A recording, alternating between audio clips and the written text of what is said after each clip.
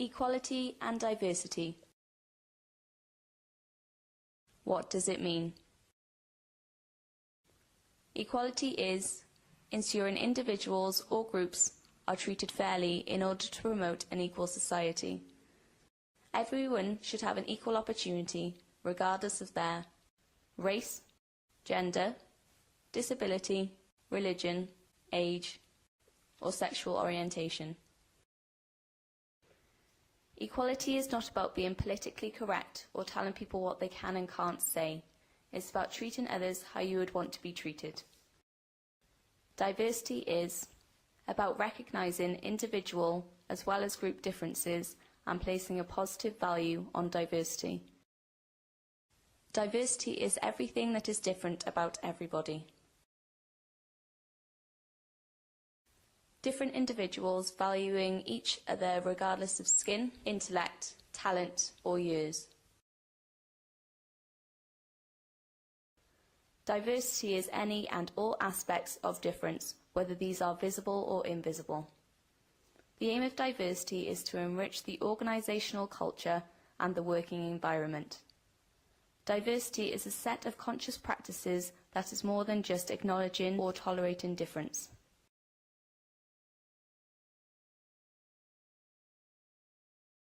Prejudice and discrimination. Prejudice broadly describes negative feelings and attitudes people have about others that have no rational basis. Discrimination generally describes actions people take on the basis of their prejudices.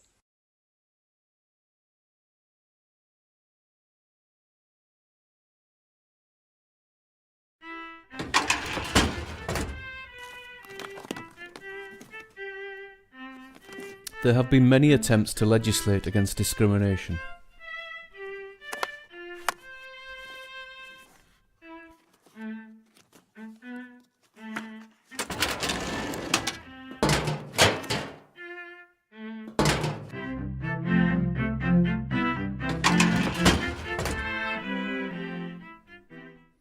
The Equality Act 2010 simplifies the current laws and puts them all together in one piece of legislation.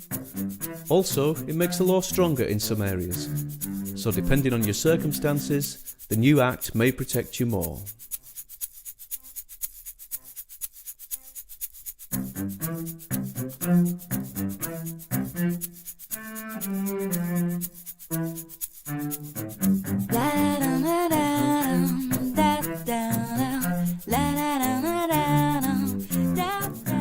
The Act has made it easier for a person to show that they are disabled and protected from disability discrimination.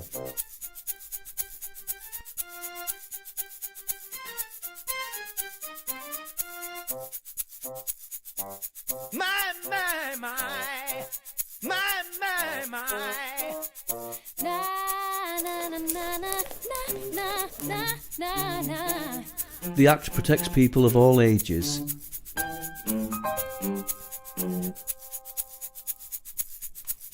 Both women and men are protected by the Act.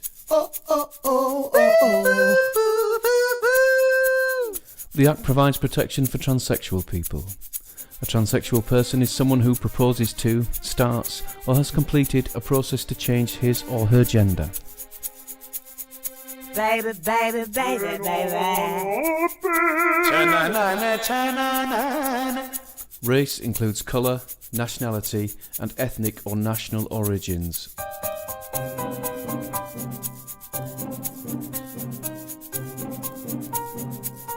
The Act protects lesbian, gay, heterosexual, and bisexual people.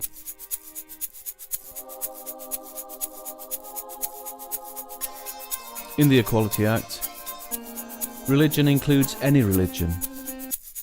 It also includes a lack of religion.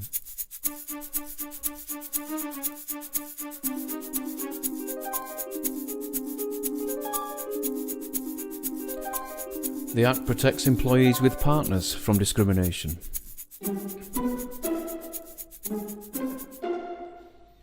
A woman is protected against discrimination on the grounds of pregnancy and maternity.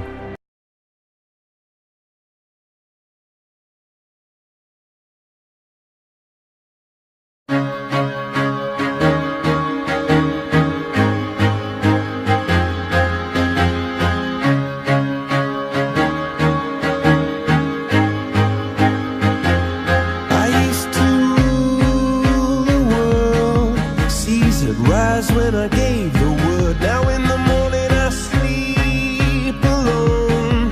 Sweep the streets I used to own.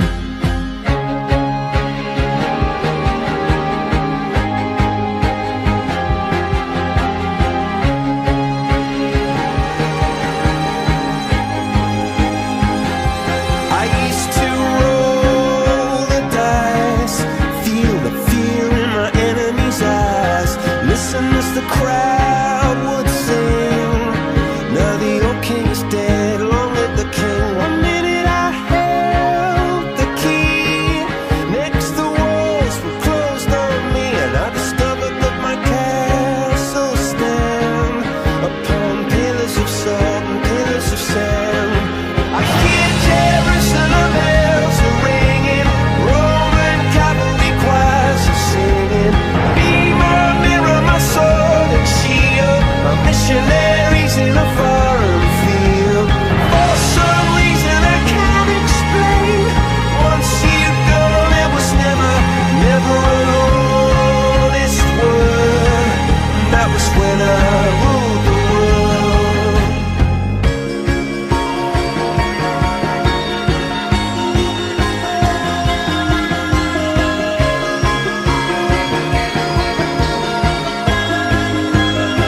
It was the wicked and wild wind, blew down the doors to let me in, shattered windows and the sound of drums.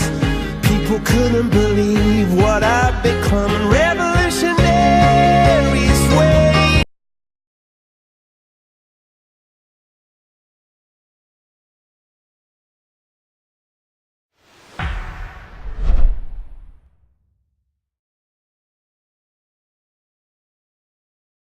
So direct discrimination is where somebody receives unfavourable treatment because of their protected characteristics, so their race or their age or their sex.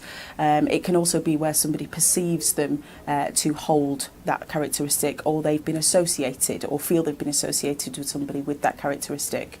For example, it can be times where they've had an offensive joke aimed at them because they hold that characteristic. So indirect discrimination is where a provision, criterion or practice, when applied to everybody, seems to be fair, but potentially could indirectly discriminate or put somebody at a disadvantage from a particular characteristic. A good example of that could be a recruitment exercise. So where an employer puts out an advert and a mandatory requirement is somebody needs to be 6 foot tall. Potentially there you're disadvantaging a group such as women who may be smaller. So the Equality Act 2010 gives us the definition of harassment, and it uses quite specific terminology like offensive, degrading environment, and it's important to bear those terms in mind when issues of harassment come to the fore. To put it in a bit of context, if there is a situation where an email might be passed around the workplace and it might make derogatory comments about somebody's age, the person receiving that email may well be offended by the comments made and they will feel that effect. But also, if you widen the scope of that and look at potentially that email being passed around the colleagues, it would also have the possible effect of making that person feel isolated, and that might be a circumstance where that individual feels there is harassment there. So victimisation is where somebody feels they've received unfair treatment due to making a complaint or being associated with somebody who's made a complaint. A good example of that might be where somebody goes for a job, goes for a promotion, they feel they're the best candidate, they interview well, but for whatever reason they don't get the post.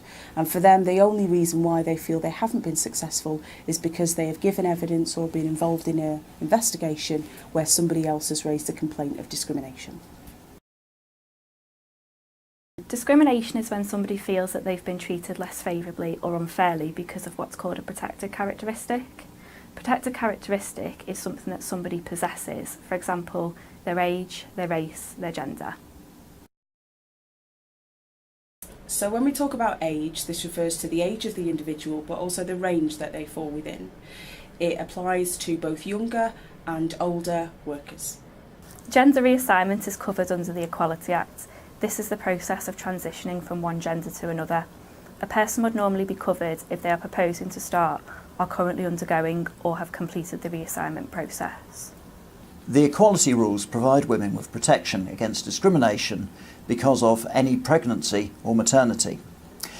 This protection extends throughout the period of the pregnancy and through any maternity leave that follows. Disability is defined as someone who has a physical or mental impairment, such as autism or diabetes, which has a substantial long-term adverse effect on their ability to carry out their day-to-day activities. It's always important to remember that disability is the only characteristic for which there is a duty to consider reasonable adjustments. Under the Equality Act, people are protected from discrimination because of their religion or their belief. This protection extends to those who do hold a religion as well as those who do not. The Equality Act protects workers against discrimination because they are married or in a civil partnership.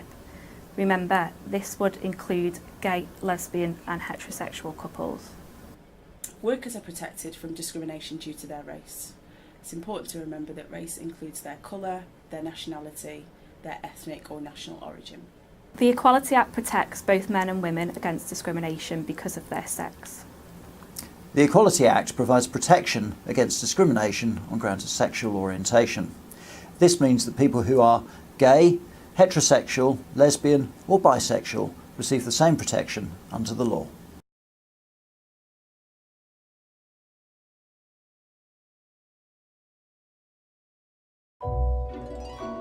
What are British values? Let's start with what British values are not. They're not intolerance, inequality, segregation, and cruelty. What are our values? They are democracy, the rule of law, freedom of speech, and tolerance. So, where can we find those values?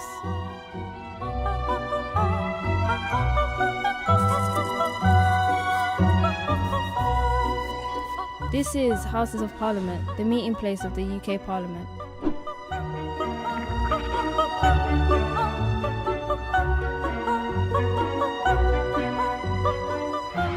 The UK has always been a place of asylum.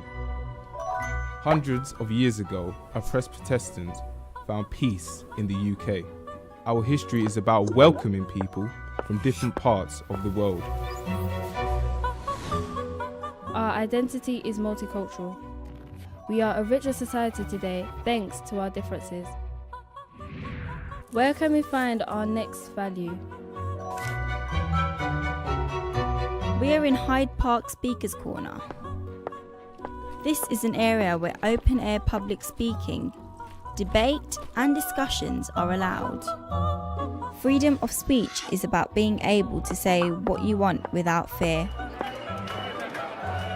No British citizen should be afraid to have an opinion or to listen to others. Freedom of speech also brings with it some responsibility. We should express ourselves sensitively and thoughtfully, and never with hate.